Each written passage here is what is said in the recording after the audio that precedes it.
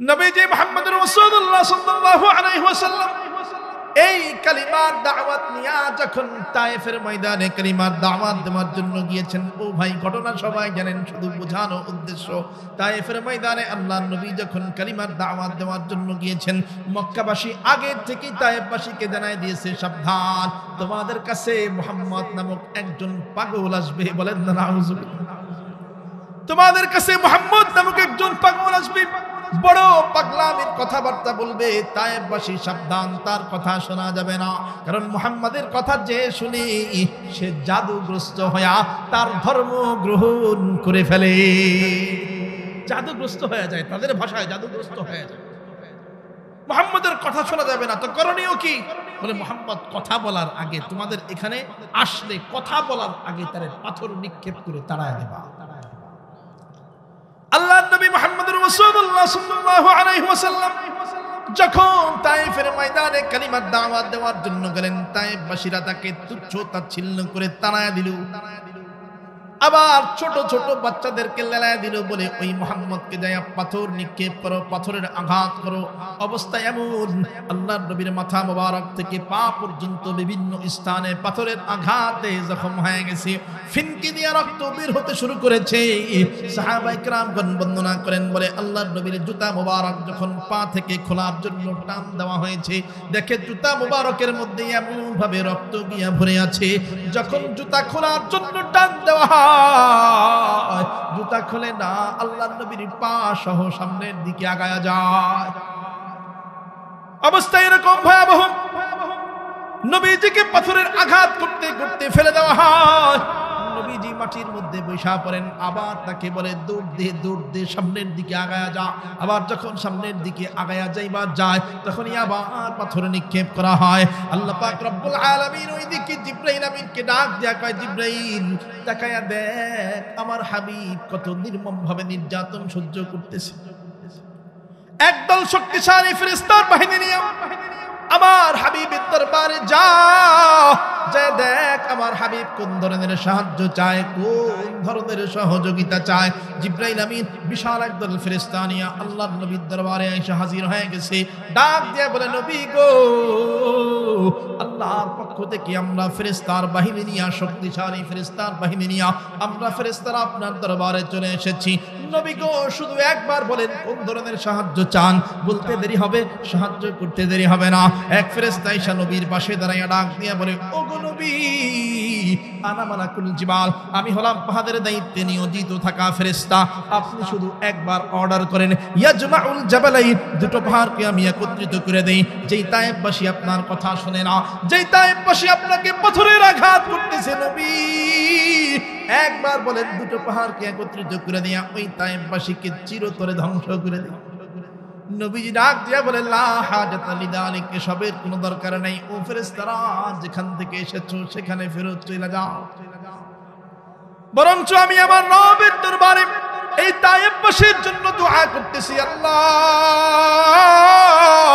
আমার এই অবুঝ উম্মতদেরকে তুমি ধ্বংস করে দিও না, এই অবুঝ গুনাহগার উম্মতদেরকে তুমি ধ্বংস করে দিও না। আল্লাহ, ওরা তো আমারে চিনে নাই, ওরা আমাকে বুঝে নাই, ওরা আমাকে আমার কথা ভালো করে শুনে নেই। ওরা ওদেরকে ধ্বংস করে দেওয়ার পরিবর্তে তুমি ওদেরকে হেদায়েত দিয়ে দাও, যেন কিয়ামতের দিন বিশাল সংখ্যক উম্মত নিয়া আমি নবী তোমার দরবারে হাজির হতে পারি। फातिहा ना मक्का आए सर झुकाए चश्मे रूम, फातिहा ना मक्का आए सर झुकाए चश्मे रूम, अमन का इला क़ियाना अदम हुए अहले वतन, हिंद अबू सुफियान वहशी कर दिया सबको माफ, हिंद अबू सुफियान वहशी कर दिया सबको माफ, थक चुके थे दुश्मनी करते हुए जू। খেয়াল করে দেখেন নবীর আচরণ কত সুন্দর। আল্লাহ নবীর গায়ের মধ্যে পাথর নিক্ষেপ করা হয়, নবী কয়, না না জিবরাইল, আমার এই তায়েফবাসীর কাছ থেকে তুমি কোনো প্রতিশোধ নেবার যাও না। আমি তো দয়ার নবী, মায়ার নবী, রহমতের নবী, আমি তো প্রতিশোধ নেবার জন্য আসি নাই। ওরা আমারে না বুঝে পাথর নিক্ষেপ করতেছে। ও জিবরাইল, তুমি চইলা যাও, আমি নবী আল্লাহর দরবারে ওদের জন্য হেদায়েতের দোয়া করব। চররহিতা ৮ নং ওয়ার্ড প্রবাসী ও যুব সমাজের উদ্যোগে ৩য়তম ইসলামী সম্মেলনের সম্মানিত সভাপতি, আসরের পর থেকে নিয়ে যে সমস্ত আলোচক বিন্দু আলোচনা করেছেন, আমাদেরই সবাই বেশিরভাগই আমার পরিচিত। আপনাদের এই পাশের চাঁদপুরের কৃতি সন্তান মুফতি ফিরদৌস আল আজাদ দামাত বারাকাতুহুম বাদ আসর আলোচনা করেছেন। এরপরে বাদ মাগরিব বাতিলের বিরুদ্ধে বলিষ্ঠ কণ্ঠস্বর, তরুণ প্রজন্মের অহংকার মুফতি রিজওয়ান রফিকি দামাত বারাকাতুহুম উনি আলোচনা করেছেন। বাদেশা আমাদেরই বন্ধুবর কারি মঞ্জুর আলম ফয়েজি দামাত বারাকাতুহুম তেলাওয়াত করেছেন। আপনারা যারা দূর দূরান্ত থেকে নসিহত শ্রবণ করার জন্য এসেছেন, বিরাদরানি ইসলাম, হযরত ওমর ফারুক রাদিয়াল্লাহু তাআলা আনহু সঙ্গে সঙ্গে রাখালকে ডাক দিয়ে বলে, ও ভাই, তোমার সঙ্গে একটা চুক্তিতে আসা যাক। তোমার সঙ্গে যদি আমি চুক্তি করি, তাতে তুমিও লাভবান হবা, আমিও লাভবান হব। তোমার সঙ্গে চুক্তি হলো, আমি তোমারে কিছু টাকা দিলাম, বিনিময়ে তুমি আমারে একটা বকরি দিয়ে দাও। দুধ চাই না, গোটা বকরিটাই চাই, তাতে আমার লাভ হবে, আমি বকরি পাইলাম। আপাতত আমি বকরির থেকে দুধ দহন করে খাইলাম, এরপরে যদি আবার ক্ষুধা লাগে তাহলে বকরিটা জবাই করে রান্না করে খাইয়া ফেলাইলাম, আমার লাভ হইল। আর তোমার লাভ হবে, তুমি কিছু টাকা পাইলা, পকেটের মধ্যে কিছু টাকা ঢুকবে, তোমার মন খুশি থাকবে, তোমারও ভালো লাগবে। ওই রাখাল তখন ওমর রাদিয়াল্লাহু তাআলা আনহুকে ডাক দিয়ে বলে, ও ঠিক শোনো, এই যে তোমার সঙ্গে আমি হারাম লেনা দেনা করব, আমি আমার মালিককে যাইয়া কি জবাব দিব? মালিক যখন আমাকে জিজ্ঞাসা করবে, এতগুলো বকরির থেকে একটা বকরি কোথায় গেল? বকরিগুলো তো মালিকের হিসাব করা বকরি। ওমর ফারুক রাদিয়াল্লাহু তাআলা আনহু পরীক্ষা করার উদ্দেশ্যে শিখায়া দেন। ওমর ফারুক রাদিয়াল্লাহু তাআলা আনহু ডাক দিয়ে কয়, পরীক্ষা করার উদ্দেশ্যে শিখায়া দিচ্ছেন, বলে তোমার মালিক তোমাকে বিশ্বাস করে বিধায় এতগুলো বকরি দিয়া তোমারে পাঠাইছে। বিশ্বাস না করলে এতগুলো বকরি দিয়া তোমারে মরুভূমির মধ্যে পাঠাইতো না। তুমি তোমার মালিককে যাইয়া যা জবাব দিবা, তোমার মালিক সেই জবাব মানতে বাধ্য, কেননা মালিক তোমাকে বিশ্বাস করে। তুমি যদি যায় বলো এতগুলো বকরির মধ্য থেকে একটা বকরিকে কোনো জন্তু, জানোয়ার, বাঘ অথবা সিংহে ধরে খায় ফেলাইছে, তোমার মালিক সেটাও বিশ্বাস করবে। আবার তুমি যদি বলো এতগুলো বকরির মধ্য থেকে একটা বকরি না জানি কোথায় হারায় গেছে, তোমার মালিক সেটাও বিশ্বাস করবে। তুমি এইরকম ভাবে কোনো একটা জবাব দিয়ে দিবা আর কি, এইরকম একটা জবাব দিয়া তোমার মালিককে বিশ্বাস করায় ফেলবা আর কি। ওই রাখাল তখন ডাক দিয়া বলে, ঠিক, আমি জানি আমি আমার মালিককে বিশ্বাস করাইতে পারবো, কেননা আমি যে বকরি বিক্রি করব, আমার মালিক আমাকে এখানে দেখার জন্য আসবে না, এমনকি দুনিয়ার কোনো মানুষ আমাকে এখানে দেখার জন্য আসবে না। কিন্তু আমার মালিকেরও যে একজন মালিক আছে, তোমার সঙ্গে যখন আমি হারাম দেনা দেনা করব, তখন বলো না সেই মালিক কোথায় থাকবে? তার চোখ আমি কেমন করে ফাঁকি দেব? তার চোখ তো ফাঁকি দেওয়া সম্ভব নয়। লা তাখুযুহু সিনাতুন ওয়ালা নাওম, ওই মালিক তো কখনো ঘুমায় যান না, তার কোনো ঘুমে ঝিমঝিম আসে না, সদা সর্বদা কুদরতি চোখ দিয়া প্রত্যেকটা বান্দার দিকে তাকায় থাকে।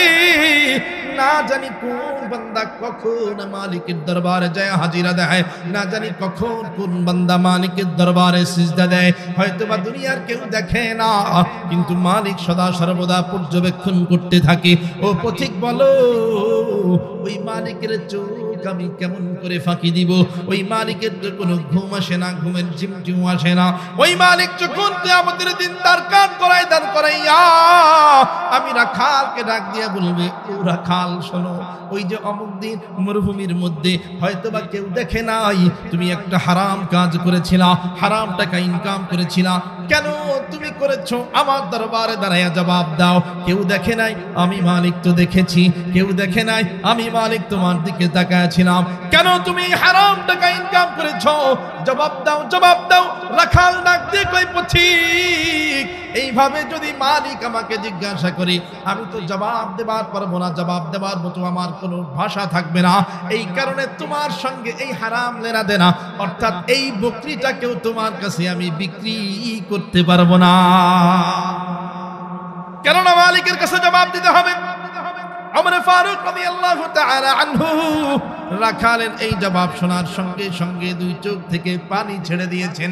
আসমানের দিকে তাকায়া, আকাশের দিকে তাকায়া আল্লাহ পাক রব্বুল আলামিনের দরবারে ফরিয়াদ জানাইতেছে, আল্লাহ যেহেতু তুমি আমি ওমরকে খলিফাতুল মুসলিমিন বানাইছো, কিয়ামতের দিন যখন তুমি আমার ডাক দিয়া জিগাবা, ওমর তোমাকে এত বড় খেলাফত দান করা হয়েছিল, এই খেলাফতের জামানায় তুমি আমার জন্য কি উপহার এনেছো? আল্লাহ সেই দিন যদি সুযোগ হয় তাহলে আমি এই রাখালটাকে, আল্লাহ ভীরু রাখালটাকে মালিক তোমার সঙ্গে পরিচয় করায়া দেব।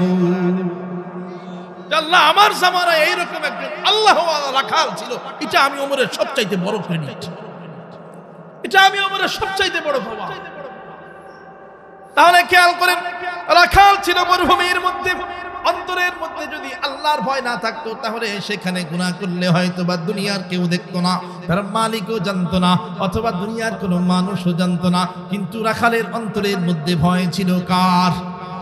এই জন্য নবী মুহাম্মদুর রাসূলুল্লাহ সাল্লাল্লাহু আলাইহি ওয়াসাল্লাম বলেন, ইত্তাকিল্লাহা হাইখানেই থাকো, যেই অবস্থার মধ্যে থাকো, ওই মরুভূমির মধ্যে থাকো আর পাহাড়ের গুহায় থাকো অথবা জঙ্গলের মধ্যে থাকো না কেন বান্দা, সদা সর্বদা সব জায়গায় আল্লাহর ভয় অন্তরের মধ্যে ঢুকাও, তাহলে দেখবা আর কখনো গুনাহ করবার মনে চাইবে না। আবার আল্লাহ পাক রব্বুল আলামিন কোরআনুল কারীমে আয়াত নাযিল করে জানায় দেন, বলে যারা আল্লাহকে ভয় পায় তাদের জন্য অনেক পুরস্কার আছে, অনেক পুরস্কার। আমি শুধু দুইটা পুরস্কারের কথা বলি। আল্লাহ পাক রব্বুল আলামিন বলেন, ওয়া মাইয়াত্তাকিল্লাহা ইয়াজআল লাহু মাখরাজা, যারা আল্লাহকে ভয় পায় আল্লাহ পাক রব্বুল আলামিন তাদের পুরস্কারের ঘোষণা করতেছেন। আল্লাহ পাক রব্বুল আলামিন বলেন, ও দুনিয়াবাসী শোনো, তোমরা যত রকমের সমস্যায় পড়ো না কেন, ব্যক্তিগত সমস্যা অথবা পারিবারিক সমস্যা অথবা রাজনৈতিক সমস্যা অথবা রাষ্ট্রীয় সমস্যা, এক কথায় যত রকমের সমস্যা হতে পারে, বান্দার যত রকমের সমস্যার মধ্যে পড়ো না কেন, অন্তরের মধ্যে যদি আল্লাহর ভয় ঢুকায় নিতে পারো তাহলে আমি আল্লাহ তোমাকে সব ধরনের সমস্যা থেকে সমাধানের পথ বের করে দেব। পরের আয়াতের মধ্যে আল্লাহ পাক রব্বুল আলামিন আরো এক পুরস্কারের কথা বলতেছেন।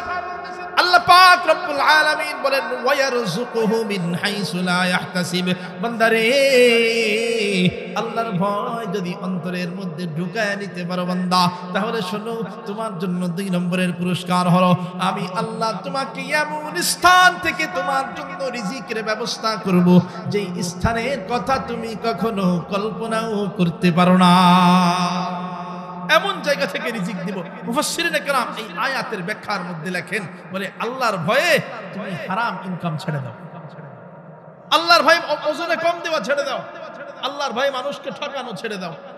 ওজনে কম দিয়ে কয় টাকা পাইতা? 10 টাকা, 20 টাকা, 500 টাকা, 1000 টাকা। আল্লাহর ভয়ে এই হারাম ইনকাম ছেড়ে দাও। আল্লাহ বলেন, ওয়ারযুকুহু মিন হাইসু লা ইয়াহতাসিব, আমি হালাল ভাবে এমন জায়গা থেকে তোমার জন্য রিজিকের ব্যবস্থা করব যেটা তুমি কখনো কল্পনাও করতে পারো না। জোরে বলেন না সুবহানাল্লাহ। কিন্তু শর্ত হবে আল্লাহর ভয়ে হারাম ছাড়তে হবে। শর্ত হলো আল্লাহর ভয়ে হারাম ছাড়তে হবে, আল্লাহর ভয়ে সুদ ছাড়তে হবে, আল্লাহর ভয়ে ঘুষ ছাড়তে হবে, আল্লাহর ভয়ে ওজনে কম দেওয়া ছাড়তে হবে, আল্লাহর ভয়ে মানুষকে ঠকানো ছাড়তে হবে। তাহলে উত্তম রিজিকের ব্যবস্থা কে করবেন? আবার বলেন না কে? তাহলে বলেন তো ইমানদার বান্দার কাজ কয়টা মনে আছেন? আবার বলেন কয়টা? 1 নম্বর কার ভয়? আবার বলেন কার ভয়? এবার আসেন ইমানদার বান্দার 2 নম্বর কাজ হলো আমালান সালিহা, নেক আমল করা। কোন আমল হয় না? জোরে বলেন কোন আমল? কাজ কয়টা? 1 নম্বর কি? জোরে বলেন কার ভয়? 2 নম্বর নেক আমল। কোন আমল? জোরে বলেন। আবার বলেন কোন আমল? নবী মুহাম্মদুর রাসূলুল্লাহ সাল্লাল্লাহু আলাইহি ওয়াসাল্লাম হাদিসের মাধ্যমে জানায় দেন বলে ওয়া আতবি'is সাইয়্যাতাল হাসানাতা তামহুহা। ও বান্দারে, কখনো যদি ভুল হয়ে যায়, কখনো যদি গুনাহ করে ফেলো, সঙ্গে সঙ্গে আবার নেক আমল করবা। কেন নেক আমল করলে লাভ কি? নেক আমলের লাভটা আল্লাহ পাক রব্বুল আলামিন পবিত্র কোরআনুল কারীমের এক আয়াতের মাধ্যমে জানায় দেন, ইন্নাল হাসানাতি ইউযহিবুনাস সাইয়্যাত। আল্লাহ পাক রব্বুল আলামিন বলেন, নিশ্চয়ই তোমাদের গুনাহ সমূহকে, তোমাদের পাপ সমূহকে নেকির মাধ্যমে, ভালো কাজের মাধ্যমে ঢেকে দেওয়া হয়। পাপকে নেকির মাধ্যমে ঢেকে দেন, কি বলেন না? এই জন্য নবীজি বলেছেন, কখনো কোনো গুনাহ হয়ে গেলে, কখনো কোনো পাপ হয়ে গেলে সঙ্গে সঙ্গে আবার নেক আমল করে ফেলবা। প্রশ্ন আসতে পারে, হুজুর নেক আমল কি?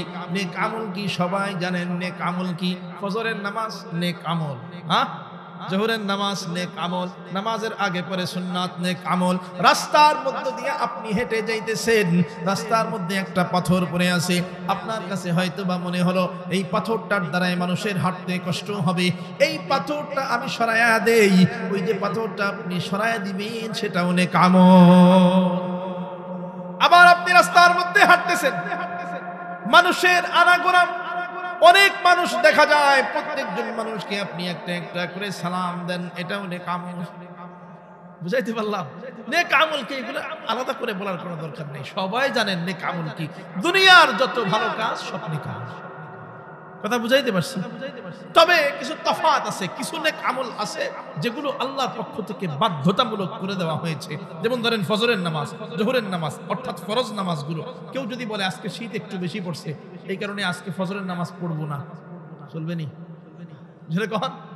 কেননা এই আমলটা আল্লাহর পক্ষ থেকে বাধ্য করে দেওয়া হয়েছে, বাধ্যতামূলক করে দেওয়া হয়েছে। আবার কিছু আমল আছে যেগুলো অতিরিক্ত আমল, যেগুলোকে এক কথায় বলা হয় নফল। কি বলা হয় জোরে বলেন না? নফল। যেমন ধরেন তাহাজ্জুদের নামাজ, এটা কি বাধ্যতামূলক পড়তেই হবে এমন কোন শর্ত আসেনি? না।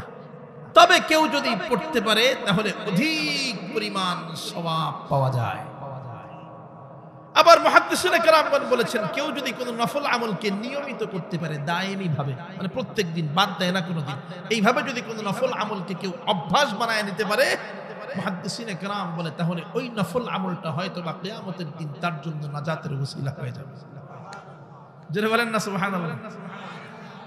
আবার দেখেন আরো কিছু আমল আছে যে আমলগুলো করতে একদম সহজ।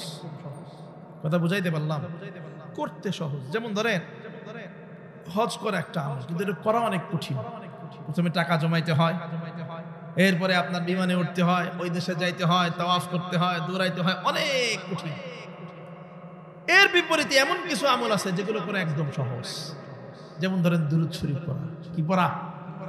দুরূদ শরীফ পড়া। দুরূদ শরীফ পড়ার জন্য ওযু কইরা মসজিদের সামনের কাতারেই আসতে হবে, এমন কোন শর্ত শুনছেন? হ্যাঁ, আপনি রাস্তা দিয়ে হাঁটেন, দুরূদ পড়েন। আবার জিকির করা, জিকিরের জন্য আপনার মাহফিলের প্যান্ডেলে আইসা বৈশাই জিকির করতে হবে, অন্য কোন জায়গায় করা যাবে না, এমন কোন শর্ত আছে? তাহলে এই আমলটা অত্যন্ত সহজ আমল। কি আমল? যেরকম না সহজ আমল। আপনি হাত দিয়ে কাজ করেন, জবান দিয়ে জিকির করেন। গাড়ি চালান হাত দিয়ে, জবান দিয়ে জিকির করেন। চাষাবাদ করেন হাত দিয়া, ধান লাগান, পাট লাগান, এগুলো লাগান হাত দিয়া, জবান দিয়ে জিকির করেন। একদিকে হাতের কাজও হয়ে যাবে, আর একদিকে জিকির করার কারণে আপনার নেকির খাতার মধ্যে সওয়াব আর সওয়াব লেখা হবে। আবার বলেন না সুবহানাল্লাহ। হয় নাই? জোরে বলেন সুবহানাল্লাহ। তাহলে দেখেন এই আমলটা কত সহজ। এই দুরুদের আমল, জিকিরের আমল বড় সহজ আমল, বড় সহজ আমল। আপনি হাত দিয়ে কাজ করবেন, জবান দিয়ে জিকির করবেন, একদিকে হাতের কাজ হয়ে যাবে, আর একদিকে আপনার জবানের জিকিরের দ্বারায়, জবানকে জারি করার দ্বারায়, জিকিরের মাধ্যমে জবানকে জারি করার দ্বারায় প্রত্যেকবার আল্লাহ আল্লাহ আল্লাহ আল্লাহ বইলা ডাক দিবেন, আর অগণিত অসংখ্য সওয়াব আপনার আমলনামায় লিপিবদ্ধ হতে থাকবে। মহিলা মা বোনেরা পর্দার অন্তরাল থেকে বয়ান শুনতেছেন, ভালো করে শুনে নেন। ঘরের মধ্যে কাজ করা হয় হাত দিয়া, আপনি পেঁয়াজ রসুন আদা যা কাটেন সব কাটেন হাত দিয়া, তরকারি কাটেন আপনি হাত দিয়া তরকারি কাটেন। অন্যদিকে জবানের মধ্যে জিকিরকে জারি করে দেন, জবান দিয়ে বলেন আল্লাহ আল্লাহ সুবহানাল্লাহ আলহামদুলিল্লাহ আল্লাহু আকবার। একদিকে দেখবেন আপনার হাতের কাজও সম্পূর্ণ হয়ে গেছে, আর একদিকে দেখবেন ওই জবানে জিকিরকে জারি করার কারণে আপনার আমলনামার মধ্যে সওয়াব আর সওয়াব লেখা হইতেছে। আবার আল্লাহ পাক রব্বুল আলামিন বলেন এই জিকিরকে যদি জবানের মধ্যে জারি করে নেওয়া যায় তাহলে দেখবেন এই জিকিরের মধ্যে কি পরিমাণ শান্তি, কি পরিমাণ প্রশান্তি। জিকিরের মাধ্যমে কলবের মধ্যে শান্তি পাওয়া যায়। আমি বলি নাই, আল্লাহ বলেছেন। কে বলেছেন বলেন না? আলা বিযিকরিল্লাহ তাতমাইন্নুল কুলুব। কলবের মধ্যে প্রশান্তি আসে জিকিরের দ্বারায়। কিসের দ্বারায় বলেন না? এখন বলতে পারেন হুজুর আমরাও তো জিকির করি, কই আমরা তো কোনো শান্তি পাই না। আমরা তো একদিন জিকির করলে এরপরে আর খবর থাকে না। একদিন করলে এক মাস কি নাই, কোনো খবর নাই। জিকির করছি একদিন, এক মাস আর কি নাই, খবর নাই। কিন্তু যদি এই জিকিরের মাধ্যমে জবানটাকে জারি বানাইতে পারতাম তাহলে দেখতেন একবার আল্লাহ বইলা ডাক দিয়া কি পরিমাণ শান্তি পাওয়া যায়, কি পরিমাণ মজা পাওয়া যায়। উদাহরণটাই বুঝেন, আব্দুল কাদের জিলানী রাহমাতুল্লাহি আলাইহির নাম শুনছেন? হ্যাঁ, বড় পীর। বড় পীর কোন পীর বলেন? এখন তো আবার বড় পীর হওয়ার জন্য তেমন কিছুই লাগে না, ইমান আমল কিছু লাগে না, মাথার টুপি নাই, শরীরে কাপড় নাই, যেও বড় পীর। বুঝাইতে পারলাম না? এইগুলো দেখলেই বড় পীর না। অনেকে তো বলে আরে শরীরের মধ্যে কিছু নাই, কেন পীর সাহেবের ভিতরে না জানি কি আছে, কি আছে, যা আছে সব তো দেখাই যাইতেছে, আর কি আছে ভিতরে, আর কি থাকবে? পীর ছিলেন, মাথার থেকে নিয়ে পা পর্যন্ত দেখাবেন। যদি দেখেন যে পীরের মধ্যে সুন্নত আছে, সুন্নত বিদ্যমান আছে, তাহলে মনে করবেন সে পীর হওয়ার যোগ্য। কথা বুঝাইতে পারছি? কথা বুঝতেছেন? দেখেন আব্দুল কাদের জিলানী রাহমাতুল্লাহি আলাইহি কেমন পীর। সারাদিন তার জবানের মধ্যে আল্লাহ আল্লাহ আল্লাহ আল্লাহর জিকির লেগেই থাকতো। হয় না? জোরে বলেন না সুবহানাল্লাহ। আব্দুল কাদের জিলানী রাহমাতুল্লাহি আলাইহি এমন পীর ছিলেন, সারাদিন আল্লাহর জিকিরের মধ্যে মশগুল হয়ে যাইতেন, সারাদিন আল্লাহর জিকিরের মধ্যে মশগুল থাকতেন।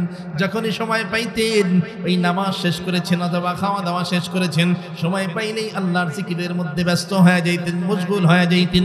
তিনি শুধু একাই নন, তার দরবারে যত মুরিদানরা যাইত সবাইকে নিয়ে আব্দুল কাদের জিলানী রাহমাতুল্লাহি আলাইহি আল্লাহর জিকিরের মধ্যে মশগুল হয়ে যাইতেন।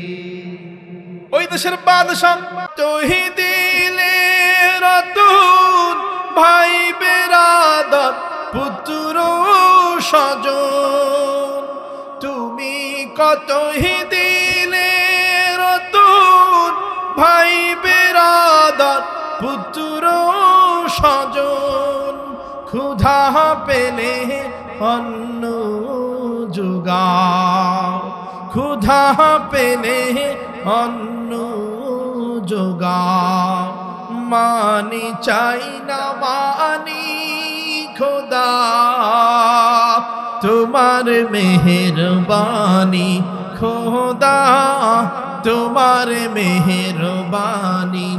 এই সুন্দর ফুল সুন্দর ফল, মিঠা নদীর পানি খোদা, তোমার মেহেরবানি খোদা, তোমার মেহেরবানি।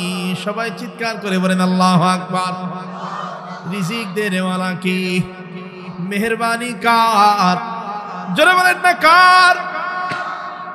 বাদশাহ যখন আব্দুল কাদের জিলানী রাহমাতুল্লাহি আলাইহির জবান থেকে এই বয়ান শুনেছেন, এই জবাব শুনেছেন যে আব্দুল কাদের বলতেছে আল্লাহ খাওয়ায়। কে খাওয়ায়? যেরকম না। এখন বাদশাহ মনে মনে কয় মুসলমানরা তো এমনি কয় আল্লাহ খাওয়ায়, এমনি বলে না। যদি কেউ জিজ্ঞাসা করে ভাই খাবার দাবার কেমনে কি খাইতেছেন, বলে আল্লাহ খাওয়ায়। কে খাওয়ায়? ভাই চলাফেরা কেমনে কি করতেছেন, আল্লাহ চালায়। মানে মুসলমানদের মুখের জপনাই এইটা। মুসলমানদের যা কিছু হয় সব কিছু কার পক্ষ থেকে হয়? যারা বলেন না কার পক্ষ থেকে হয়? এজন্য মুসলমানরা জিজ্ঞাসা করলে কথার কথা বলতেই বলে যে আল্লাহ। তো বাদশাহ মনে করছে এরকম আব্দুল কাদের হয়তো কথার কথা বলছে। তো রাজ্যে ফিরে গেছে। ফিরে যাওয়ার পরে মনে মনে ভাবতেছে, হায় আব্দুল কাদের কত সুন্দর ইবাদত করতেছে, সারাদিন কত সুন্দরভাবে ইবাদতে মশগুল হয়ে আছে। দেখি আমারও তো আল্লাহ কম দেয় নাই, আমি কিছু খেদমত করি। কি খেদমত করব? বলে আমার এত বড় রাজ্য থেকে একটা এলাকা আব্দুল কাদেরের নামে লিখে দিই। ওই এলাকার মধ্যে যত রকমের ট্যাক্সের টাকা আসে ওই টাকাগুলো এখন থেকে আর সরকারি ফান্ডে জমা হবে না, আব্দুল কাদেরের ফান্ডে যায় জমা হবে। এতে লাভ হবে, আব্দুল কাদেরের আর কোনো চিন্তা পেরেশানি থাকবে না, সারাদিন জিকির করবে আর ফান্ডের টাকা উঠাবে আর খাবে। বাদশাহী একটা ফরমান লিখলেন। বাদশাহী ফরমান বুঝেন তো? চিঠি চিঠি চিঠি চিঠি পত্র, বাদশাহী পত্র লিখলেন। বাদশাহ লিখলেন, আব্দুল কাদের আপনি শুনে অত্যন্ত আনন্দিত হবেন, আমার এই বিশাল রাজ্য থেকে অমুক এলাকাটা এখন থেকে আপনার নামে লিপিবদ্ধ করে দেওয়া হইল। এলাকার মধ্যে যা কিছু আছে সব আপনার। যত রকমের সরকারি রাজস্ব, যত রকমের সরকারি ট্যাক্স আসে এখন থেকে আর সরকারি ফান্ডে আসবে না, অটোমেটিক আপনার ফান্ডে যায় জমা হবে। আপনি শুধু উঠাইবেন, খাবেন আর জিকির করবেন। কথা বুঝাইতে পারলাম? এখন খেয়াল করেন পীর কাকে বলে। পীর চিনাইতেছে, শুনেন পীর কেমন পীর। আমরা তো কিছু একটা পাইলে খুশি হয়ে যাই। মাননীয় প্রধান উপদেষ্টার পক্ষ থেকে যদি বলা হয়তো আপনাদের এটা কোন এলাকা, চররোহিতা, যদি খালি কইতো যে চররোহিতা গ্রামটা তোমারে দিয়ে দেওয়া হইল, খুশিতে আর এক মাস ঘুম থাকতো না। ছোট্ট একটা গ্রাম, আলাদা কোনো জেলা না, একটা গ্রামের কথা বলতেছে। মেম্বার হইয়াই যে অবস্থা, মেম্বার হইয়াই যে অবস্থা, খুশিতে খুশিতে অবস্থা খারাপ। 10 লাখ টাকা খুশিতে খুশিতে মিষ্টি খাওয়াই ফেলাইছে, অথচ সারা জিন্দেগির বেতন হিসাব করলেও 10 লাখ টাকা আসবে। কথা বুঝাইতে পারলাম? তাহলে খেয়াল করেন, খেয়াল করেন, ছোট্ট একটা কিছু যদি আমরা পাওয়া যায়, আমরা খুশিতে আমাদের ঘুম হারাম হয়ে যায়। বহুত পীর আছে, পীরের দরবারে যাবেন, টাকার মোচাটা একটু বড় না হইলে ওই মুরিদের সঙ্গে পীরের আর কোনো সম্পর্ক থাকে না। কথা বুঝাইতে পারলাম? মুরিদের টাকা যত বেশি, পীরের সঙ্গে সম্পর্ক তত বেশি। কথা বুঝাইতে পারছি? সবার কথা বলতেছি না, আবার সবার কথা বুঝে, সবার কথা বুঝে বসে তাই কেন না। কিছু কিছু এমন পীর আছে যাদের দরবারে যাবেন, বড় গরু খাসি মানত যেগুলোরে বলে আর কি, মানত বলে তারা, মানত না, মান্নত লেখা থাকে, মান্নত নিয়ে তারপরে এখান দিয়ে ঢুকবেন।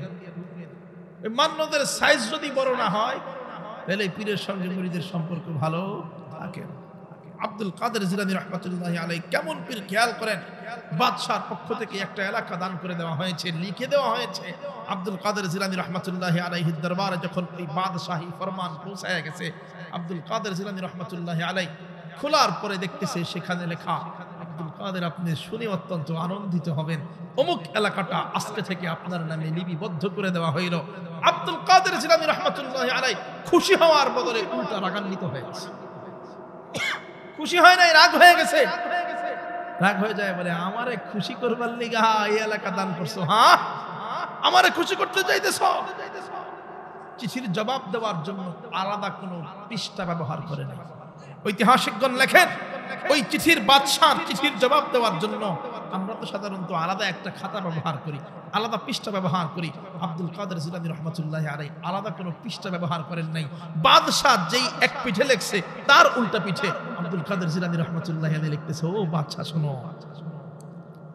আব্দুল কাদের জিলানী রাহমাতুল্লাহি আলাইহি ওই বাদশাহী ফরমান বাদশার চিঠির উল্টা পিঠের মধ্যে লিখে দিতেছে, ও বাদশাহ শোনো, ছোট্ট একটা এলাকা দিয়া তুমি বোধহয় আমি আব্দুল কাদেরের খুশি করবার চাইতেছ, মনে করছো ওই এলাকাটা পাইলে আমার দিল বড় খুশি হয়ে যাবে।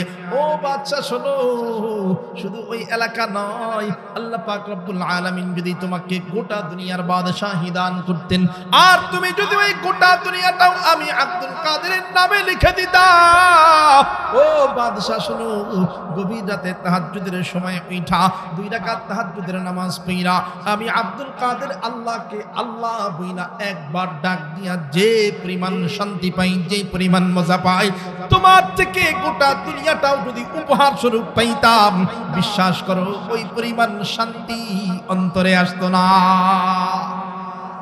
अल्लाह अल्लाह का मज़ा मुर्शिद की मैखाना में है, ये दोनों आलम के हकीकत एक पैमाना में है।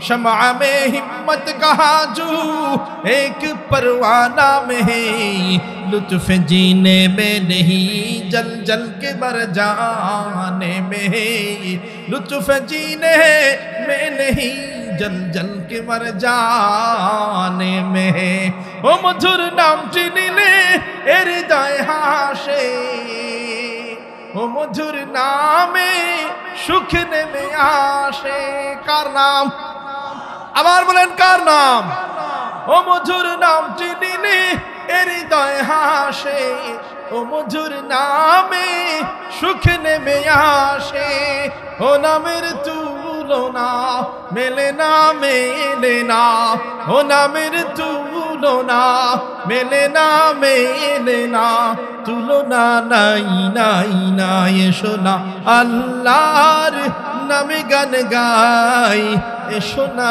মনো প্রাণ জুড়াই আল্লাহু আকবার বলো আল্লাহু আকবার আল্লাহু আকবার বলো আল্লাহু আকবার আল্লাহু আকবার বলো আল্লাহু আকবার আল্লাহু আকবার বলো আল্লাহু আকবার সবাই চিৎকার দিয়ে বলেন আল্লাহু আকবার আবার চিৎকার দিয়ে বলেন না আল্লাহু আকবার তাহলে খেয়াল করেন আব্দুল কাদের জিলানী রাহমাতুল্লাহি আলাইহি গোটা দুনিয়াবাসীকে শিক্ষা দিয়ে গেলেন বুঝায় দিলেন বলে যদি আল্লাহ আল্লাহ ডাকতে ডাকতে এই জবানটাকে জিকিরের রং দিয়ে রাঙায়া ফেলানো যায় এই জবানটাকে যদি জিকিরের মাধ্যমে জারি করে ফেলানো যায় তাহলে আল্লাহকে আল্লাহ বইলা একবার ডাক দিয়া যে পরিমাণ প্রশান্তি পাওয়া যায় যে পরিমাণ মজা পাওয়া যায় গোটা দুনিয়াটাও উপহার স্বরূপ পাইলে ওই পরিমাণ প্রশান্তি পাওয়া যায় না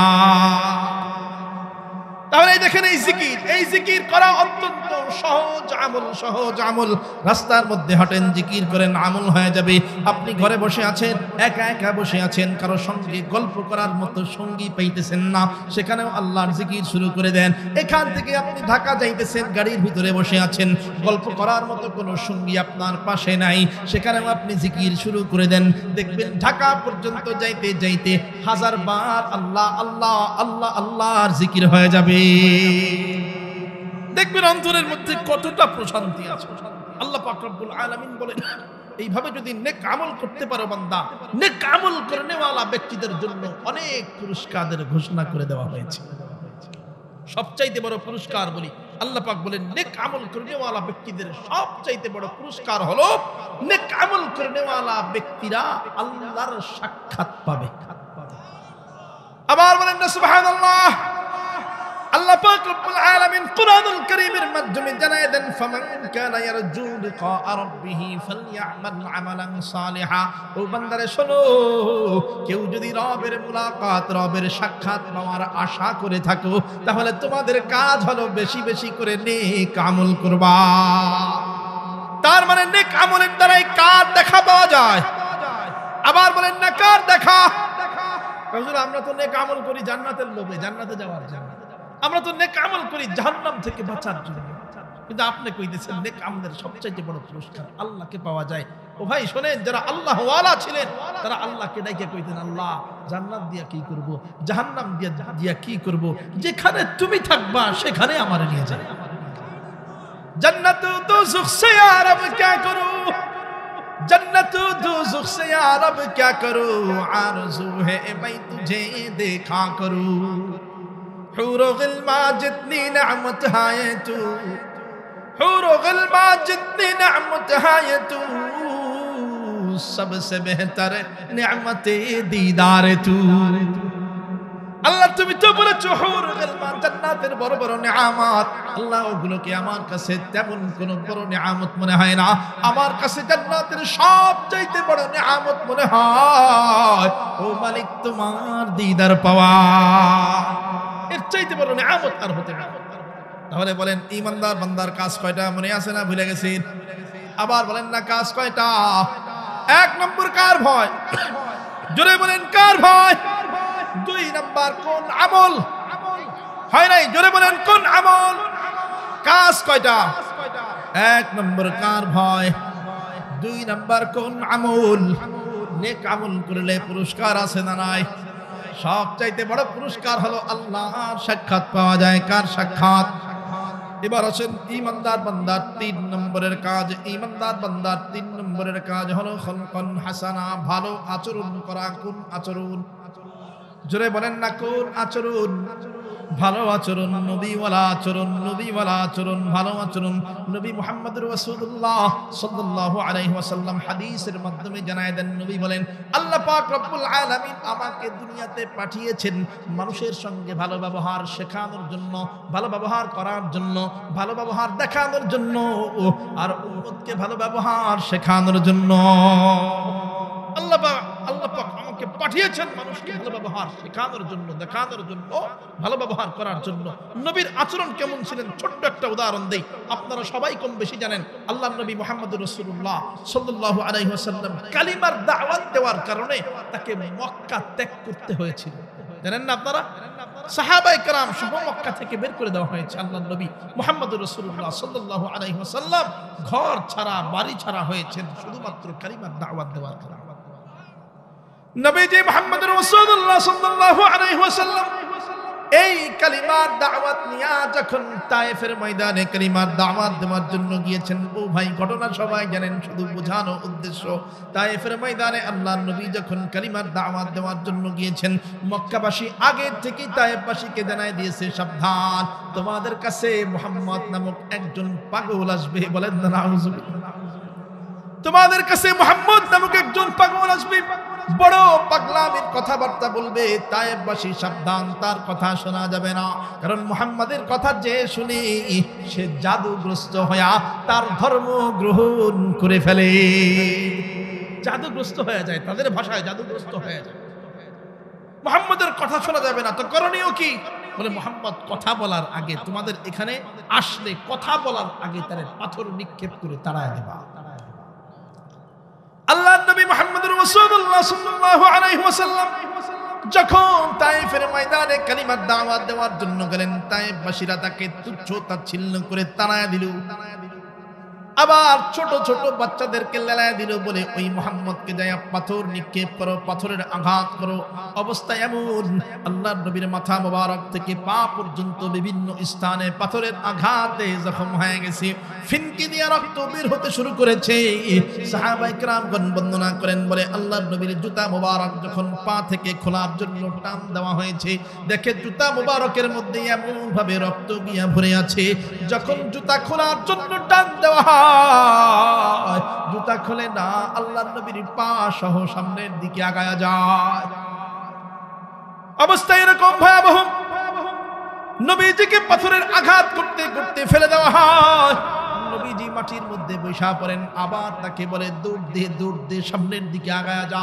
আবার যখন সামনের দিকে আগায়া যাইবার যায়, তখনই আবার পাথর নিক্ষেপ করা হয়। আল্লাহ পাক রব্বুল আলামিন ওইদিকে জিবরাইল আমিনকে ডাক দেয়া কয়, জিবরাইল তাকায়া দেখ আমার হাবিব কত নির্মম ভাবে নির্যাতন সহ্য করতেছে। একদল শক্তিশালী ফেরেশতার বাহিনী নিয়ে আমার হাবিবের দরবারে যা, যে দেখ আমার হাবিব কোন ধরনের সাহায্য চায়, কোন ধরনের সহযোগিতা চায়।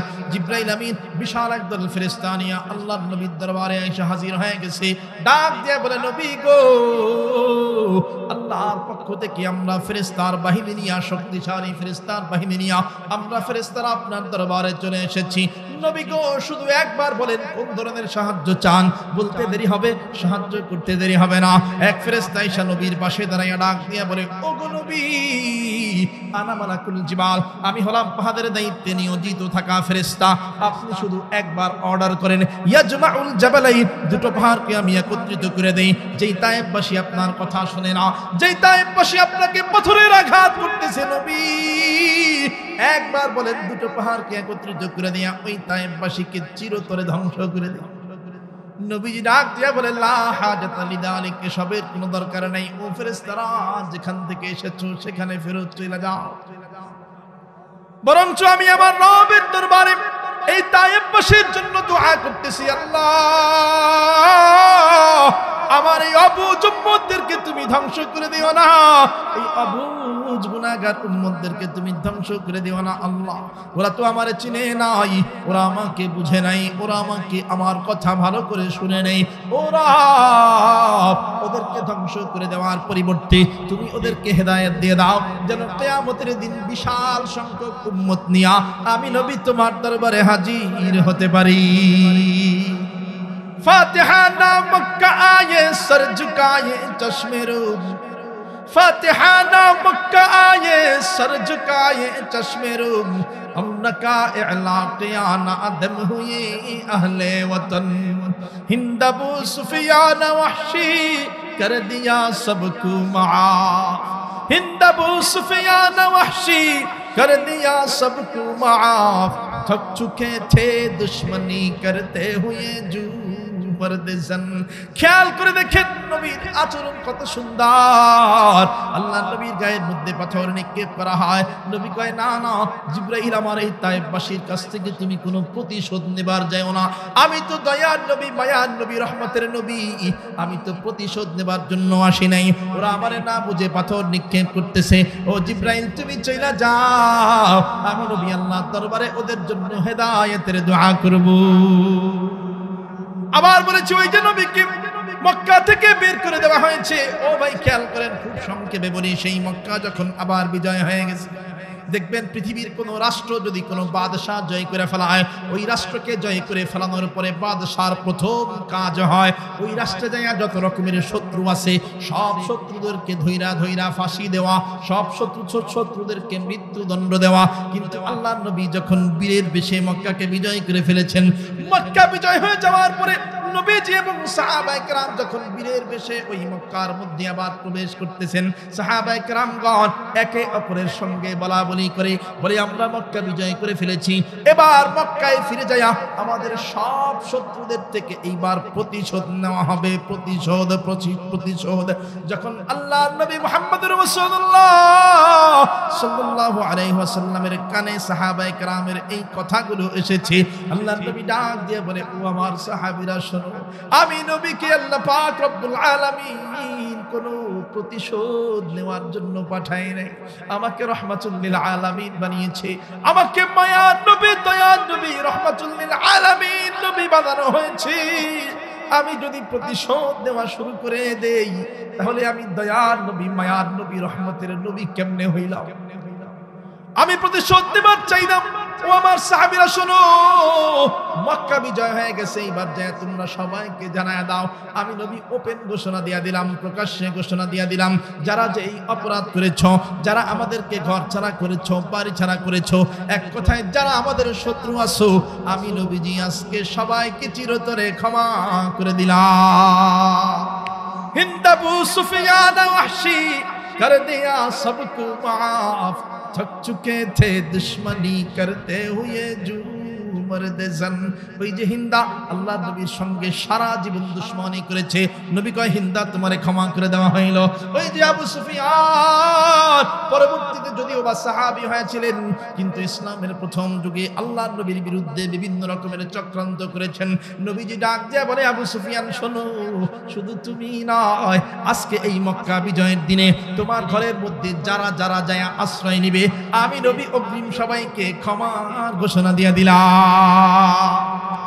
ওই যে ওয়াহশী, আল্লাহর নবীর প্রিয় চাচা হামজা রাদিয়াল্লাহু তাআলা আনহুকে নির্মমভাবে শহীদ করে দিয়েছে। তার লাশটাকে একটা দুইটা টুকরা নয় 70টা টুকরা বানায়া আলাদা আলাদা করে ফেলেছে। ওয়াহশী আয়েশা ডাক দিয়ে কয়, নবী গো, মক্কা তো বিজয় হয়ে গেছে, আপনি বোধহয় আমারে আর ক্ষমা করবেন না, আমি বোধহয় আমার পক্ষে ক্ষমা পাওয়া বোধহয় সম্ভব না। নবীজি ডাক দিয়ে বলে, ওয়াহশী শোনো, তুমি আমার চোখের সামনে আইসো না, তোমারে দেখলে আমার প্রিয় চাচা হামজার কথা মনে পড়া যায়। ও ওয়াহশী, তুমি সব সময় ওই যে পিছনের দিকে যায় বসবা। ওয়াহশী, আমি মক্কা বিজয় করেছি, চাইলে পারতাম তোমাকে চিরতরে দুনিয়ার থেকে বিদায় করে দেওয়ার জন্য, কিন্তু আমি তো প্রতিশোধ নেওয়ার জন্য আসি না। ও ওয়াহশী শোনো, আমি নবী তোমার সব অপরাধ ক্ষমা করে দিলাম। হিন্দ আবু সুফিয়ান ওয়াহশী कर दिया सबको माफ, थक चुके थे दुश्मनी करते हुए जो মর্দে জান। তাহলে খেয়াল করেন নবীওয়ালা আচরণ কত সুন্দর।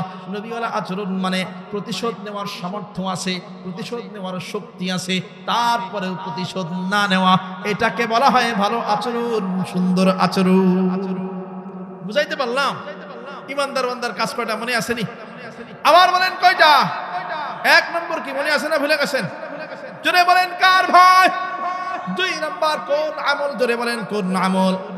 তিন নাম্বার কেমন আচরণ? জোরে বলেন না কেমন আচরণ? ভালো আচরণ, নবীওয়ালা আচরণ, ভালো আচরণ এইটুকুই মনে রাখেন। ভালো আচরণ মানে প্রতিশোধ নেওয়ার শক্তি সামর্থ্য থাকা সত্ত্বেও মাফ করে দেওয়া। কথা বুঝাইতে পারলাম? শক্তি সামর্থ্য আছে প্রতিশোধ নেওয়া, তারপরে কি করে দেওয়া? জোরে বলেন না, ক্ষমা করে দেওয়া, সুযোগ থাকলে ক্ষমা করে দেওয়া। তাহলে কয়টা গেল? জোরে কোন? আর আছে কয়টা? চারটা। চার নম্বর সহজ, সবচাইতে সহজ। ইমানদার বান্দার চার নম্বর কাজ হলো তাওবাতান নাসুহা, খাঁটি তওবা করা। আবার বলেন কোন তওবা? জোরে বলেন কোন তওবা? আবার বলেন কোন তওবা? আমি বলি নাই, আল্লাহ পাক রব্বুল আলামিন ইমানদার বান্দাকে ডেকে ডেকে খাঁটি তওবার কথা বলেছেন। আল্লাহ পাক রব্বুল আলামিন জানায় দিয়েছেন, ইয়া আইয়ুহাল্লাযীনা আমানু তুবু ইলাল্লাহি তাওবাতান নাসুহা। কে বলেছে? ওই যে ইমানদার বান্দাকে আল্লাহ পাক রব্বুল আলামিন ডেকে ডেকে জানায় দেন, হে ইমানদারগণ, তোমাদের কাজ হলো তওবা করা। কি করা? জোরে বলেন না। তওবা আবার কেমন তওবা? আল্লাহ পাক রব্বুল আলামিন বলেন তাওবাতান নাসুহা, খাঁটি তওবা। কোন তওবা? বলেন না। আবার বলেন কোন তওবা? খাঁটি তওবা। হযরত নূহ আলাইহিস সালামের নাম শুনছেন? হ্যাঁ, আল্লাহ পাক হযরত নূহ আলাইহিস সালামকে 950 বছর হায়াত দিয়েছিলেন। কত বছর? জোরে কোন? তো 950 বছর পর্যন্ত এই নূহ আলাইহিস সালাম কালিমার দাওয়াত দিয়েছেন। কিসের দাওয়াত? বলেন। কালিমার দাওয়াত, দ্বীনের দাওয়াত। 950 বছর দাওয়াত দেওয়ার পরেও দেখা গেছে অল্প কিছু মানুষ ঈমান আনছে, অধিকাংশ ঈমান আনে নাই। তো নূহ আলাইহিস সালাম 950 বছর পরে যায়া ওই তার জাতিকে আশার বাণী শুনাইতেছেন, যাকে ও আমার কওম, 950 বছর দাওয়াত দিলাম, তারপরেও গ্রহণ করল না। গুনাহ করতেছো, গুনাহ করতেছো, কোনো অসুবিধা নাই, আল্লাহর দরবারে আইসা তওবা করো, আল্লাহ জিন্দেগীর সব গুনাহ ক্ষমা করে। নূহ আলাইহিস সালাম তার জাতিকে যায় আশার বাণী শুনাইতেছেন, বলে ইস্তাগফিরু রাব্বাকুম ইন্নাহু কানা গফফারা ইউরসিলিস সামাআ আলাইকুম মিদরারা ওয়া ইউমদিদুকুম বিআমওয়ালিন ওয়া বানিন ওয়া ইয়াজআল লাকুম জান্নাত ওয়া ইয়াজআল লাকুম আনহারা। নূহ আলাইহিস সালাম তার জাতিকে যায় আশার বাণী শোনান, বলে ও আমার জাতি, 950 বছর আল্লাহর নাফরমানি করেছো, 950 বছর পর্যন্ত তোমাদেরকে বোঝানোর চেষ্টা করেছি, তারপরেও বুঝবার চাও নাই, কোনো অসুবিধা না, এখনো সময় আছে, আল্লাহর দরবারে তওবা করো। আল্লাহ পাক রব্বুল আলামিন তওবা করার কারণে, খাঁটি তওবা করার কারণে তোমাদের জিন্দেগীর সব গুনাহ ক্ষমা করে দিবে। শুধু তাই না, ইউরসিলিস সামা আলাইকুম মিদরারা, তওবা করো, আল্লাহ পাক রব্বুল আলামিন আসমান থেকে রহমতের বৃষ্টির ব্যবস্থা করে দিবে। শুধু তাই নয়, তওবা করার মাধ্যমে শুধু যে রহমতের বৃষ্টি পাবা তাই নয়, ওয়ায়ুমদিদুকুম বিআমওয়াল ওয়া বানিন, তওবা করো, আল্লাহ পাক রব্বুল আলামিন তোমাদেরকে ধন সম্পদের মালিক বানায় দেবে। জোরে বলেন না সুবহানাল্লাহ। হ্যাঁ, এরপরে বলতেছে ওয়া বানিন, নেক সন্তানের বাপ মা বানায় দেবে, নেক সন্তান দান করবে তোমাদের। তওবা করো, দেখেন কত কিছু পাওয়া যায়। তওবা করো, আল্লাহ ক্ষমা করে দিবে। তওবা করো, রহমতের বৃষ্টি দিবে। তওবা করো, আল্লাহ পাক রব্বুল আলামিন ধন সম্পদের মালিক বানায় দিবে। তওবা করো, নেক সন্তান দান করবে। এরপরে বলতেছে হ্যাঁ আরো আছে, তওবা করো। অনেকেই দেখবেন আমাদের বাগান করে, ফল ফসলের ক্ষেত খামারের কাজ করে, আছে না নাই? ফল আপনার কি বলে, ধান লাগায়, পাট লাগায়, তো দেখা যায় যেটুকু জমি ওই পরিমাণ ধান, ফসল, পাট, এরপরে আপনার পেঁয়াজ হয় না, তার মানে ফসলি জমির মধ্যে বরকত কম। নূহ আলাইহিস সালাম বলতেছে হ্যাঁ, আল্লাহর দরবারে তওবা করো, তোমাদের বাগানের মধ্যে, ফসলি জমির মধ্যে আল্লাহ পাক বরকত দিয়ে ভরপুর করে দিবে। হযরত ওমর ফারুক রাদিয়াল্লাহু তাআলা আনহুর জামানা, ও ভাই খেয়াল করেন, এটা বলেই শেষ করে দেব। হযরত ওমর ফারুক রাদিয়াল্লাহু তাআলা আনহুর জামানা, এক আল্লাহর বান্দা এসে ডাক দিয়ে কয়, ওমর, আল্লাহর দরবারে আমার জন্য দোয়া করেন। আমি আগে অনেক বড় লোক ছিলাম, বুঝেন ভালো কইরা, বলে আমি আগে অনেক বড় লোক ছিলাম, টাকাওয়ালা ছিলাম, ধন সম্পদের মালিক ছিলাম, হঠাৎ করে আমি গরিব হয়ে গেছি, আল্লাহর দরবারে আমার জন্য দোয়া করেন, আল্লাহ পাক রব্বুল আলামিন আবার যেন আমাকে ধন সম্পদের মালিক বানায় দেয়। ওমর ফারুক রাদিয়াল্লাহু তাআলা আনহু ডাক দিয়ে বলে, না, তোমার জন্য আমি কোনো দোয়া করতে পারবো না, তোমার দোয়া তুমি করো গা, তবে তোমারে আমি একটা চিকিৎসা দিতে পারবো। চিকিৎসা কি? বলে বেশি বেশি করে আল্লাহর দরবারে ইস্তেগফার করো। আরেক লোক এসে আবার ডাক দিয়ে বলে, ওমর, আমারও একটু দোয়ার প্রয়োজন। কেন, কি হয়েছে? বলে, আমার সন্তান, আমার দীর্ঘদিন যাবত আমার কোনো সন্তান নাই, আপনি আল্লাহর দরবারে দোয়া করেন আল্লাহ যেন আমাকে একটা নেক সন্তান দান করে। ওমর কয়, না, দোয়া আমি করতে পারবো না, তোমারও চিকিৎসা, তুমিও বেশি বেশি করে ইস্তেগফার করো। আর এক লোক এসে ডাক দিয়ে বলে, ওমর, আমি একজন চাষী, আমার ফসলি জমিতে বরকত নাই, আল্লাহর দরবারে দোয়া করেন যেন আল্লাহ আমার জমির মধ্যে বরকত দিয়ে ভরপুর করে দেয়। ওমর ফারুক রাদিয়াল্লাহু তাআলা আনহু ডাক দিয়ে বলেন, না, দোয়া করতে পারবো না, তোমার ওই একই চিকিৎসা, বেশি বেশি করে ইস্তেগফার। এক সাহাবী ডাক দিয়ে কয়, ওমর, কামটা করলেন কি? রোগী আসলো 3 ধরনের রোগ নিয়ে, একজনের সম্পদ নাই, একজনের সন্তান নাই, একজনের জমিতে বরকত নাই, আসলো 3 ধরনের রোগ নিয়ে, আপনি চিকিৎসা দিলেন এক ধরনের চিকিৎসাকে ইস্তেগফার। কি চিকিৎসা বলেন না? সবাই বললেন বেশি বেশি করে তওবা করো, ইস্তেগফার করো। ব্যাপারটা তো বুঝলাম না। ওমর ফারুক রাদিয়াল্লাহু তাআলা আনহু ডাক দিয়ে বলে, ও ভাই শোনো, চিকিৎসা তো আমি দেই নাই, চিকিৎসা দিয়েছেন আল্লাহ। আবার বলেন না, কে দিয়েছেন? চিকিৎসা তো আল্লাহ পাক রব্বুল আলামিন জানায় দিয়েছেন, কোরআনের মাধ্যমে জানায় দিয়েছেন। আল্লাহ পাক রব্বুল আলামিন বলেছেন, ইউরসিলিস সামাআ আলাইকুম মিদরারা ওয়া ইউমদিদুকুম বিআমওয়ালিন ওয়া বানিন ওয়া ইয়াজআল লাকুম জান্নাত ওয়া ইয়াজআল লাকুম আনহারা। ইস্তিগফার করো, আল্লাহ পাক রব্বুল আলামিন জিন্দেগীর গুনাহগুলোকে ক্ষমা করে দিবেন। ইস্তিগফার করো, আল্লাহ পাক রব্বুল আলামিন রহমতের বৃষ্টির ব্যবস্থা করে দিবেন। ইস্তিগফার করো, আল্লাহ পাক রব্বুল আলামিন তোমাদেরকে ধন সম্পদের মালিক বানায় দিবেন। ইস্তিগফার করো, আল্লাহ পাক রব্বুল আলামিন তোমাদেরকে নেক সন্তান দান করবেন। ইস্তেগফার করো, আল্লাহ পাক রব্বুল আলামিন এই তওবা ইস্তেগফার করার কারণে তোমাদের ফসলি জমিতে বরকত দিয়া ভরপুর করে দেবে। যারা বলেন না সুবহানাল্লাহ। এই জন্য ঈমানদার বান্দা, ঈমানদার যারা, তাদের তওবা করাটা অত্যন্ত জরুরি। তবে শুধু তওবা নয়, তওবা হতে হবে তাওবাতান নাসুহা, খাঁটি তওবা। বলতে পারেন, হুজুর খাঁটি তওবা কি? আমি এক কথা আপনাদেরকে বুঝায়া দেই। খাঁটি তওবার পদ্ধতি হলো, আগে যেই গুনাহটা করেছি সেই গুনাহ করব না বলে প্রতিজ্ঞা করতে হবে। কথা বুঝাইতে পারলাম? গুনাহও করলাম, তওবাও করলাম, আবার ওই গুনাহ করলাম, আবার তওবা করলাম, আবার ওই গুনাহ করলাম, আবার তওবা করলাম, না, এটা চলবে না। গুনাহ তো এখন অহরহ হয়ে যায়। আপনি রাস্তার মধ্যে হাঁটতে বের হয়েছেন, চোখের গুনাহ। যেখানে যাবেন বড় বড় বিলবোর্ড, বিলবোর্ডের মধ্যে নারীদের ছবি আছে না নাই? কি পর্দা করা ছবি, হিজাব পরা, মেকআপ করা। বলতে গেলে দেখবেন তখন বলবে, হুজুর একটু বেশি ফতোয়াবাজি করে। নারীদের কথা বলতে গেলে হুজুর একটু বেশি ফতোয়াবাজি করে, হুজুর একটু বেশি নারীদেরকে ঘরের ভিতরে আবদ্ধ করে রাখে, বাইরে বার দেয় না। বলে না, বলে না, বলে কিনা বলেন না? এগুলো সবই বলে, সব দোষ ওই ফতোয়াবাজির দোষ। আর এক ছেলে নিয়ে চলে গেছে 11 বছরের বলে নিয়ে, শুনছেন না আপনারা? 11 বছরের যে কি সুবানা, কি একটা, সারাদিন এর কোনো খোঁজ খবর নাই, কিচ্ছু নাই। একজন লেখছে যে আপনার মেয়েটাকে যদি সুশিক্ষায় শিক্ষিত করতেন, যদি আপনি ধর্মকর্ম শিখাইতেন, তাহলে হয়তো আজকে এই দিন দেখতে হতো না। বুঝেন? এই দোষ হয়ে গেছে ওই লোকটা। কেন? মেয়েটা হারায় গেল, আমার দুধের শিশু। 11 বছর বয়স, বাপে কইছে আর কি, আরো বেশি মনে হয়। আমার দুধের শিশু হারায় গেছে, তুমি এই জায়গায় পর্দাটাই না আনছো, কত বড় শয়তান! দোষ হয়ে গেছে পর্দার কথা বলার কারণে, দোষ হয়ে গেছে সুশিক্ষার কথা বলার কারণে। শেষ পর্যন্ত ঘুরে ফিরে দেখা গেল ওই দোষ তো ছিল হুজুরদের, ঘুরে ফিরে শেষ পর্যন্ত দেখা গেল কাম ওইটাই হয়েছে। আর এক ছেলের হাত ধরে ওই 11 বছরের দুধের শিশু বের হয়ে গেছে। কথা বুঝাইতে পারলাম? যারে বাপে কইতেছে দুধের শিশু, সে নিজেই এখন শিশু জন্ম দেওয়ার জন্য দৌড়াইতেছে। কথা বুঝাইতে পারলাম? এখন দোষ কি? ফতোয়া। দোষ কি? কিছু বললেই এটা করেন না, এটা করেন না, এই গুনাহ থেকে ফিরে আসেন, ওই গুনাহটা করেন না, এই গুনাহ করেন না। না হুজুর, এত ফতোয়াবাজি করা যাবে না। দিন শেষে আবার তারাই দায় ধরা খাওয়া যায়। কথা বুঝাইতে পারলাম? এই জন্য গুনাহ হয়ে যায়, মনের অজান্তেই গুনাহ হয়ে যায়। হাত দিয়ে কোন গুনাহ করছি কেউ না জানলে তো আমি জানি, জানি না? কান দিয়ে কোন গুনাহ করছি কেউ জানে না, আমি তো জানি। চোখ দিয়ে কোন গুনাহ করেছি কেউ জানে না, আমি তো জানি, তাই না? আল্লাহ জানে আর আমি জানি। এমন এমন গুনাহ আছে ভাই, খেয়াল করেন, এমন এমন গুনাহ আছে যেই গুনার কথা যদি মানুষ জানতো আমার চেয়ারে বসবার দিত। যেই গুনাহের কথা যদি আমার সন্তান জানতো আমার বাপ বলে পরিচয় দিত। আছে না নাই? আমি তো জানি কোন কোন অপরাধ করেছি।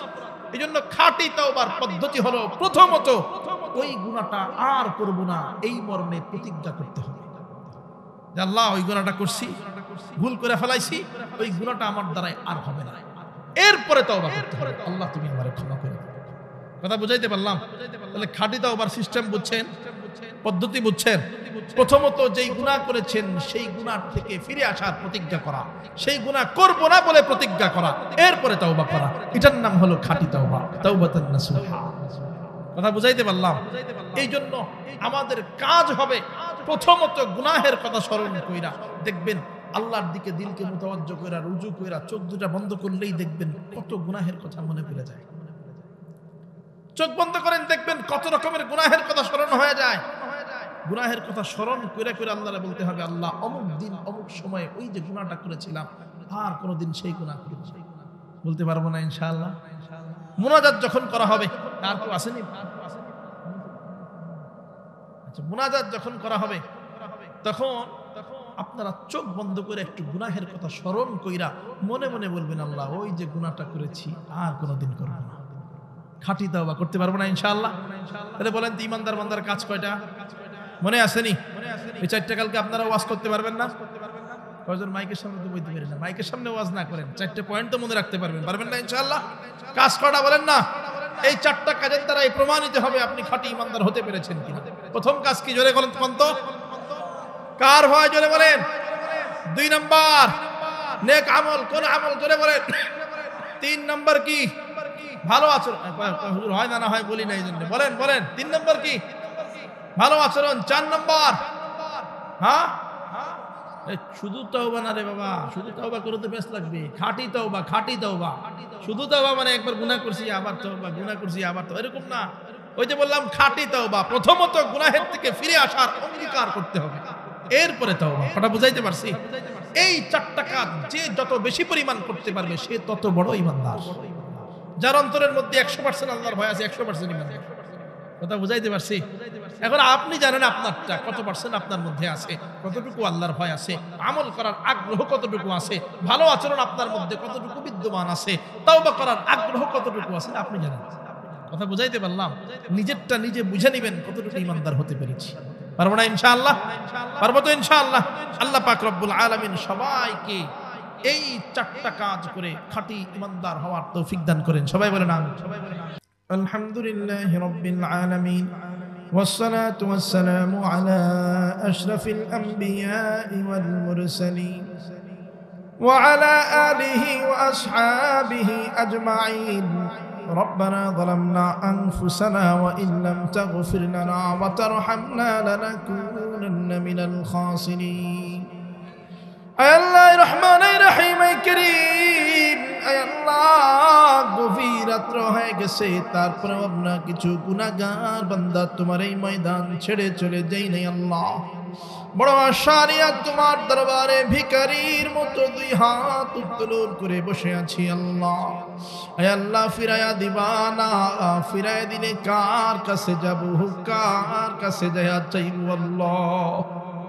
আয় আল্লাহ আমাদের যাওয়ার কোনো জায়গা নাই, যাওয়ার কোনো দরবার নাই। বড় আশারিয়া তোমার দরবারে ভিখারির মতো 2 হাত তুলে বসে আছি আল্লাহ।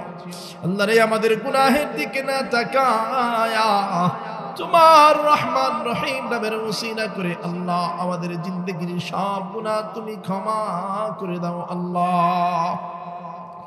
আল্লাহ তোমার কুদরতে চোখ দিয়ে তাকায় দেখো কতগুলো গুনাহগার বান্দা তোমার দরবারে ফরিয়াদ জানাইতেছি আল্লাহ। আল্লাহ কতজনের বাবা অন্ধকার কবরের বাসিন্দা হয়ে গেছে আল্লাহ। আয় আল্লাহ কতজনের মা অন্ধকার কবরে চলে গেছে আল্লাহ।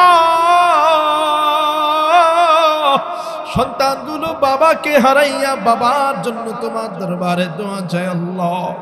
আল্লাহ কত সন্তান মাকে হারাইয়া মায়ের জন্য তোমার দরবারে দোয়া চায়। আল্লাহ মেহেরবানি করে যার বাবা নাই, যার মা নাই, আল্লাহ তার বাপ মাকে তুমি চিরতরে ক্ষমা করে দাও আল্লাহ। আল্লাহ আরো কতজন হাত তুলেছে, কতজনের দাদা দাদি নানা নানি আত্মীয় স্বজন প্রিয়জন মহাব্বতের মানুষজন অন্ধকার কবরের বাসিন্দা হয়ে গেছে আল্লাহ। আল্লাহ মেহেরবানি করে যার যে মহাব্বতের মানুষ অন্ধকার কবরে ঘুমায় আসি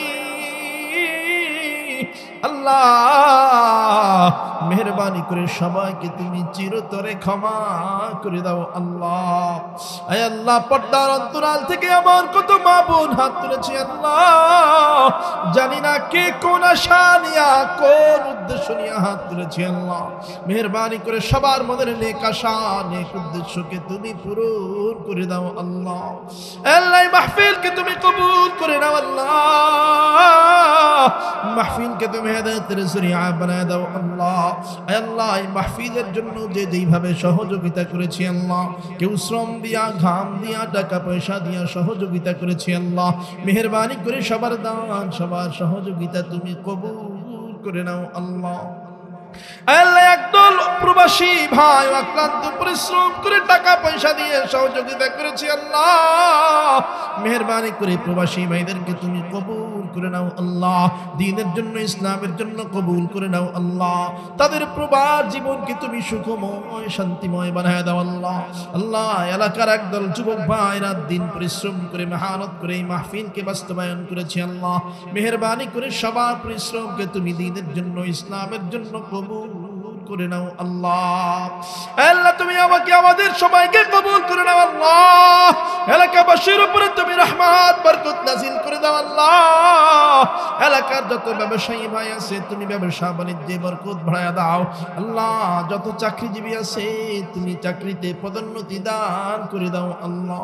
আয় আল্লাহ যারা ঋণগ্রস্ত আছে ঋণ মুক্ত করে দাও, যারা অভাবগ্রস্ত আছে অভাব মুক্ত করে দাও আল্লাহ। আল্লাহ এলাকার যত প্রবাসী ভাই আছে তাদের প্রবাস জীবনকে তুমি সুখময় শান্তিময় করে দাও আল্লাহ। আয় আল্লাহ এলাকায় যত অসুস্থ রোগী আছে রে মালিক, মেহেরবানি করে তাদের সবাইকে তুমি পূর্ণাঙ্গ শেফা দান করে দাও আল্লাহ। আয় আল্লাহ রহমান আয় রহিম আয় করিম, আসমানি বালা মুসিবত জমিনি বালা মুসিবত থেকে আমাদেরকে হেফাজত করো আল্লাহ। আয় আল্লাহ তোমার কাছে সর্বোপরি চাওয়া হলো আল্লাহ গুনাহমুক্ত হায়াত দান করো, গুনাহমুক্ত জিন্দেগি দান করে দাও আল্লাহ। আয় আল্লাহ যদি গুনাহ নিয়ে কবরে যাওয়া লাগি, তোমার নবী তো জানায় দিয়েছে গুনাহগারদের কবরের মধ্যে আগুন জ্বালায় দেওয়া হবে আল্লাহ। আল্লাহ দুনিয়ার সামান্য আগুনের তাপ সহ্য করতে পারি না আল্লাহ, দুনিয়ার সামান্য আগুনের উপরে যদি হাত দেওয়া হয় আল্লাহ হাতটা জ্বলা পুরা ছারকার হয়ে যায় আল্লাহ। আল্লাহ গুনাহের কারণে যদি কবরের মধ্যে আগুন জ্বালায়া দেওয়া হয়, সে আগুনের তাপ কেমন করে সহ্য করবো আল্লাহ। আল্লাহ এত গুনাহ করেছি এত অপরাধ করেছি রে মালিক, আল্লাহ চোখ দিয়ে কত অপরাধ করলাম, হাত দিয়া কত অপরাধ করলাম, জবান দিয়া কত অপরাধ করলাম আল্লাহ, চোখ দিয়ে কত বেকার নারী দেখলাম, কত অপরাধ করলাম। এত অপরাধ করার পরেও তুমি চোখের জ্যোতি ঘুমায় দাও রে আল্লাহ। আল্লাহ হাত দিয়ে কত অপরাধ করেছি তারপরেও তুমি হাতের শক্তি কমায় দাও না আল্লাহ। জবান দিয়ে কত গীবত করেছি, কত গুনাহের কথা বলেছি আল্লাহ। আল্লাহ তারপরে এই জবানটাকে তুমি বোবা বানায় দাও রে আল্লাহ। আল্লাহ এই জবানটাকে তুমি বন্ধ করে দাও না আল্লাহ। এই পা দিয়া কত গুনাহের দিকে ধাবিত হয়েছি আল্লাহ, এত গুনাহ করার পরেও এই পাটাকে তুমি অচল বানায় দাও রে আল্লাহ। আল্লাহ এত গুনাহ করার পরেও তুমি চোখটাকে অন্ধ বানায় দাও রে আল্লাহ। আল্লাহ এত গুনাহ করার পরেও তুমি আমারে বেইজ্জতি করো রে আল্লাহ। আল্লাহ জিন্দেগি ভর কত অপরাধ কত জঘন্য জঘন্য গুনাহ হে আল্লাহ আমরা বান্দা, তোমার বান্দা, আমাদের কাজ হলো গুনাহ করা। আমরা গুনাহ করতে বড় ভালোবাসি। আল্লাহ তুমি তো রহমান, তুমি তো রহিম, তুমি তো বান্দারে ক্ষমা করতে ভালোবাসো। আল্লাহ হে আল্লাহ এত শত গুনাহ করার পরেও তোমার দরবারে এসে গুনাহের জন্য ক্ষমা চাই। আল্লাহ মেহেরবানি করে আমাদের জিন্দেগির গুনাহের দিকে না তাকায়া তোমার রহমান রহিম নামের ওসিলা করে আল্লাহ আমাদের জিন্দেগির সব গুনাহ তুমি ক্ষমা করে দাও। আল্লাহ আল্লাহ গুনাহগার বানায়া কবরে নিও না রে মালিক, গুনাহগার বানায়া কবরে নিলে কবরের আযাব সহ্য করতে পারবো না। আল্লাহ এই কারণে বেগুনাহগার মাসুম না বানানো পর্যন্ত আমাদেরকে কবরের যাত্রী বানাইও না। আল্লাহ বেগুনাহগার মাসুম না বানানো পর্যন্ত ও মালাকুল মউত আমাদের কাছে পাঠাইও না। আল্লাহ ربنا اغفر لي ولوالدي وللمؤمنين يوم يقوم الحساب رب ارحمهما كما ربياني صغيرا رب ارحمهما كما ربياني صغيرا رب ارحمهما كما ربياني صغيرا بجود سبحان ربك رب العزة عما يصفون وسلام على المرسلين آمين برحمتك يا أرحم الراحمين.